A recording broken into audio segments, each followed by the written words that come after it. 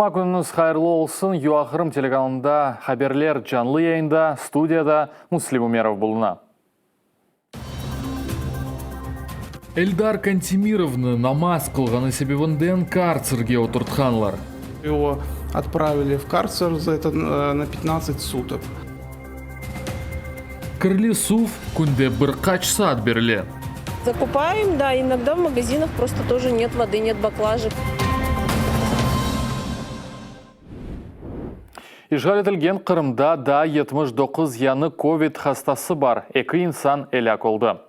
Бұл ақта Ишғалжа кемиет хабереті. Умумен пандемия башындан Ишғал алтындаки ярым адада 3570 инсан ковид-19-ға оғырады, 46 әлек олды. Ишғал етілген Ақярда да 24 ковид хастасы бар. Ишғал етілген Қырымда да 79 яны ковид хастасы бар. Умумен пандемия башындан Ишғал етілген Ақярда 737 инсан хасталанды, 21 әлек олды. Қытай Украинада түневін 3228 адам хасталыққа оғырады, 68 инсан әлек олды. Бұақта сағлық сақлап назиры Максим Степанов білдірді. Ковидның ән чоқ яйылған бөлгелері арасында Тернопиль, Одесса ве Харьков веретлері елі Киев шері.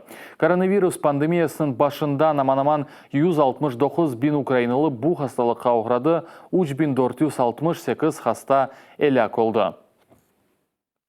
Основними змінами протоколу стало внесення розширення глюкокортикоїдів, використання і в який саме спосіб вони повинні їх використовувати, визначення алгоритмів призначення антикоагулянтної терапії, доповнення протоколів підходами до протимікробної терапії, вторинної бактеріальної інфекції у пацієнтів з COVID-19. Також конкретизовано показання для призначення такого лікарського засобу, як тоцилізумаб. Це теж достатньо важливим таким елементом стало. Загалом до протоколу повністю включено підходи до медикаментозної терапії та кисневої підтримки хворих на COVID-19. Намаз қылғаны себебінден карцерге отыртқанлар уйдырылған Хизбут Тахрир давайшы алушты группасының сияси мәбісі Эльдар Кантемиров апысты намаз япып, жеза изоляторға 15 күнге берілді. Бұл ақта адвокат Сияр Панич айтып берді. Стало известно от наших подзащитных, от сервера Мустафаева, в частности, что Кантемиров Эльдар, который также содержится с ним в одной камере, во время обеденного времени он совершал молитву, намаз, и в это время была прокурорская проверка, и, естественно, он на перекличку не отреагировал, и это администрация СИЗО посчиталась как неподчинение. И вот уже под конец дня стало известно, что его отправили в карцер за это на 15 суток. Мотивировали это, не указывая, что в связи с совершением намаза, в общем указали, что не подчинился, без конкретизации. Қырымға кеткен yolunda Эрмени базарда белі олмаған адамлар Қырым татарларының арабаларға сопа еле таяқларнен зарар кетіреділер. Бұл ақта Джемилев давай ішіндегі Шат Эльмир Ибадлаев білдірді.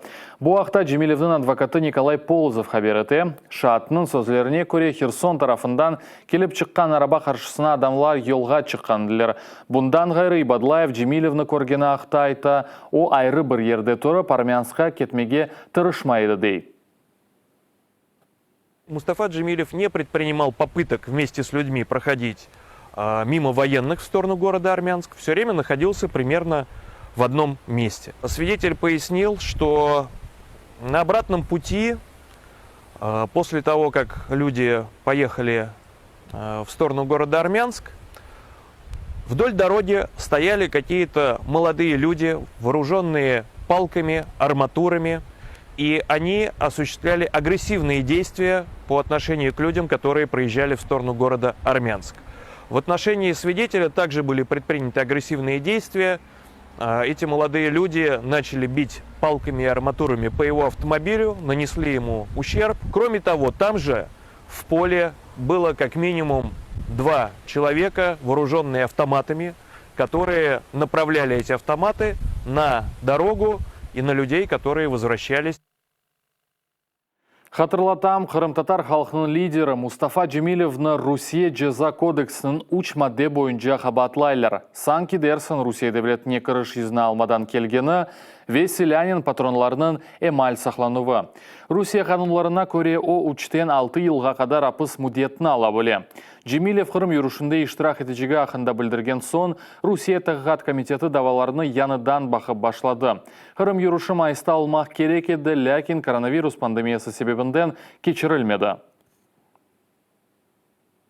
Кырым үчүн паралары yok. Ишгалжилер ярамадаға 2021-2023 сенелер үчүн бюджетны 20%ға кестілер.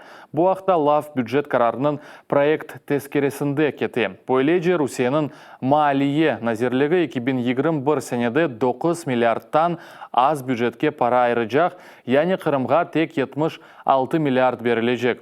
2022 сенесі 92 миллиард еріне 82 миллиард рублей берілежектір.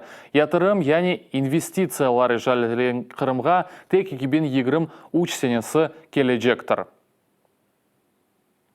Ишғал етілген Ахмежитнің сакенлері сув кейфиеті үшін раатсызлар. Бұл ақта Краймиантатар с ресурсы білдірді. Адамларының айтқанына көре сув берелер тек саба ве ақшам сув мұслығындан кірлі сув кетедейлер. Ичілген сувны саатын алмақ керек ола. Соғақларда ереліштірілген хавузларындaki сувның да кейфиеті яқшы дегіл. Я вот в этом доме живу очень плохо. Так, надо вставать очень рано умыться, потому что в 8 часов воды нет. Все.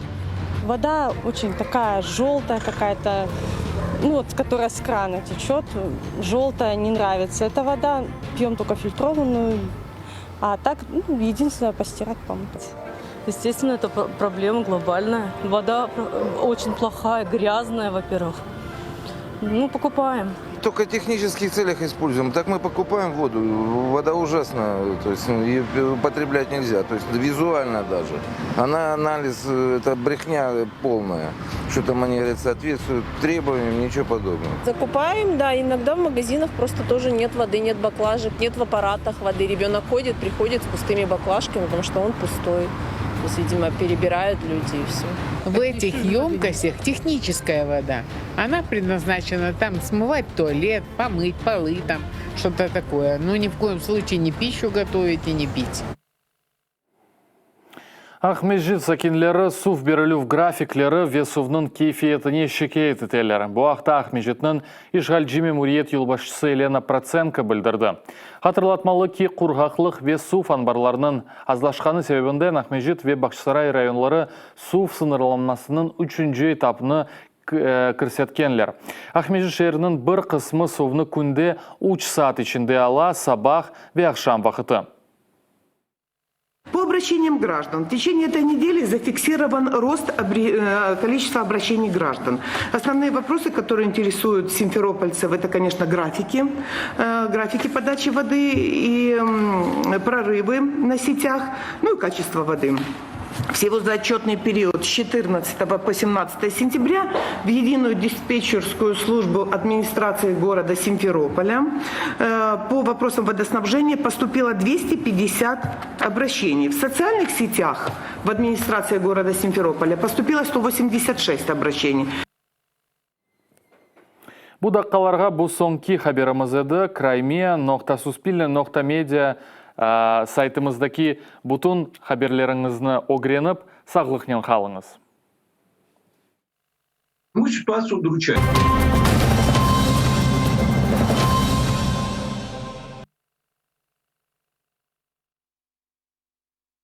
Сорянчик, что-то я не обратил на это внимание. 49 минут, думал, все.